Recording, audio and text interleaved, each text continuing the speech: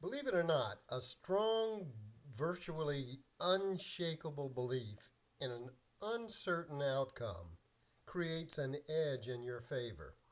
The best traders have evolved to the point where they believe without a shred of doubt or internal conflict that anything can happen.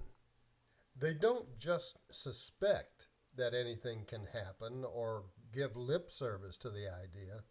Their belief in uncertainty is so powerful that it actually prevents their minds from associating the now moment situation and circumstance with the outcomes of their most recent trades. By preventing this association, they're able to keep their minds free of unrealistic and rigid expectations about how the market is going to express itself.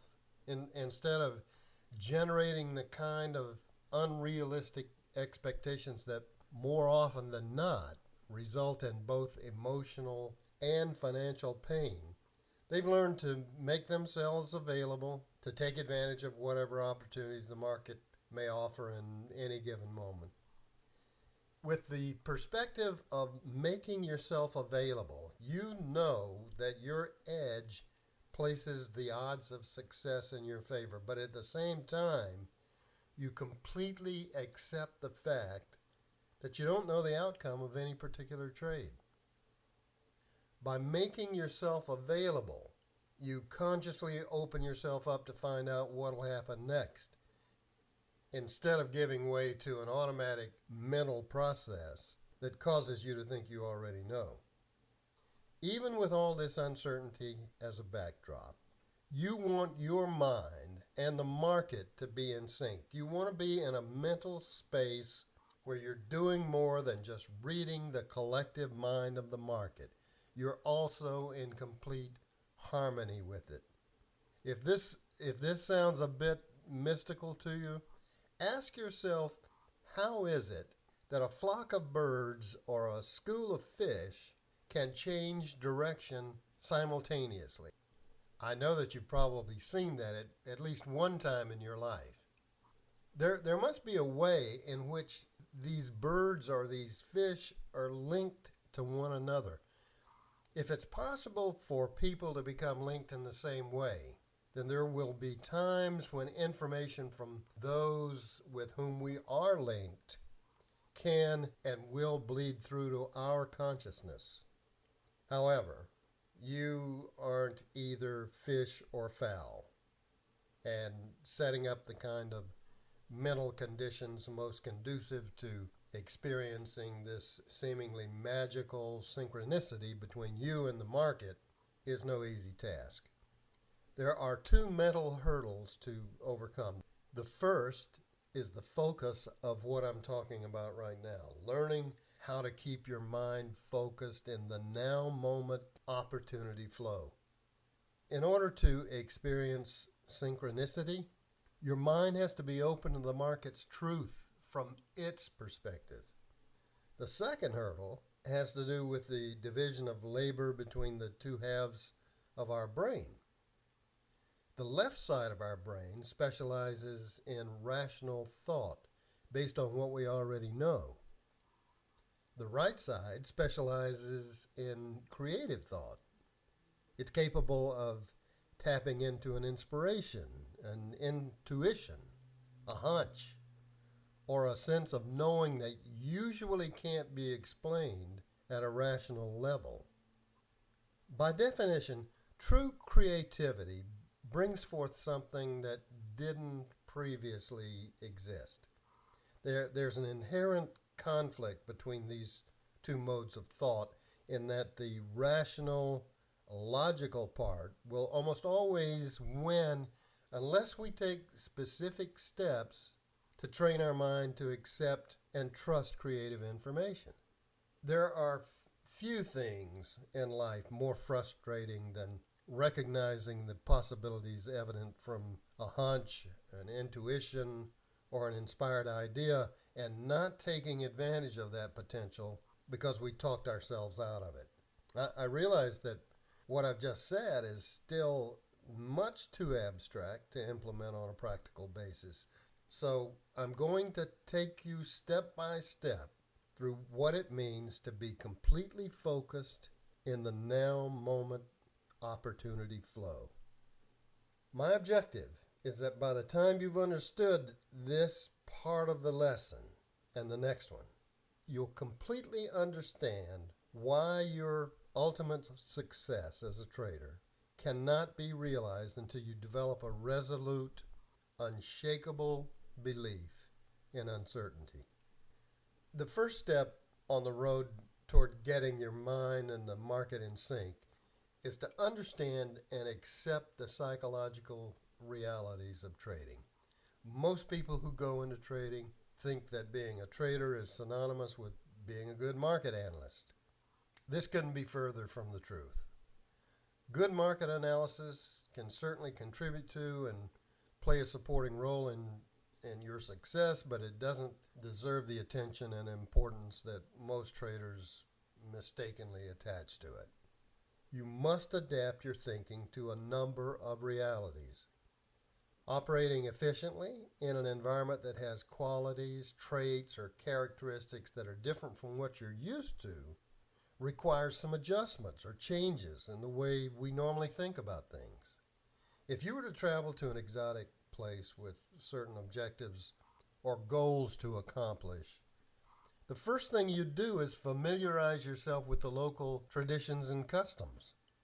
By doing so, you'd learn about the various ways in which you'd have to adapt in order to function successfully in that environment. Traders frequently ignore the fact that they may have to adapt in order to become consistently successful. There are two reasons for this. The first is that you need absolutely no skill of any kind to put on a winning trade. For most traders, it usually takes years of pain and suffering before they figure out or finally admit to themselves that there's more to being consistent than the ability to pick an occasional winner. The second reason is that you don't have to travel anywhere to trade. All you need is access to a computer. You don't even have to roll out of bed in the morning. Because we can access and interact with the market from a personal environment that we're intimately familiar with, it seems as if trading won't require any special adaptations in the way we think. It's not difficult, then, to understand why so few people make it as traders. They simply don't do the mental work necessary to reconcile the conflicts that exist between what they've already learned and believe and how that learning contradicts and acts as a source of resistance to implementing the various principles of successful trading. Getting into and taking advantage of the kind of free-flowing states of mind that are ideal for trading requires that those conflicts be thoroughly resolved. Let me ask you a question. Why do traders bid a price up or offer it lower? Well, it all boils down to one reason and one purpose: to make money. We know this because there are only two things a trader can do: buy and sell. And there are only two possible outcomes: profit or loss. If we look at the market's behavior as a function of price movement, and if price movement is a function of traders willing to bid prices up or offer them lower, then we can say that all price movement, which is market behavior, is a function of what traders believe about the future. To be more specific, all price movement is a function of what individual traders believe about what is high and what is low. Now, I want you to ask yourself, what's going to stop virtually anything from happening at any time other than exchanged imposed limits on price movement? There's nothing to stop the price of an issue going as high or low as whatever some trader in the world believes it's possible. If, of course, the trader is willing to act on that belief. So the range of the market's behavior in its collective form is limited only by the most extreme beliefs about what is high and what is low held by any given individual participating in that market. I think the implications are self-evident.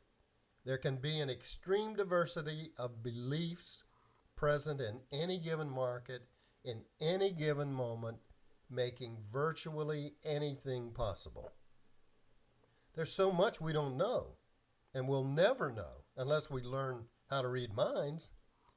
For example, do we know how many traders might be sitting on the sidelines and about to enter the market? Do we know how many of them want to buy and how many want to sell? Or how many lots they're willing to buy or sell? What about the traders whose participation is already reflected in the current price? At any given moment, how many of them are about to change their minds and exit their positions? If they do, how long will they stay out of the market? And if and when they do come back into the market, in what direction are they going to cast their votes?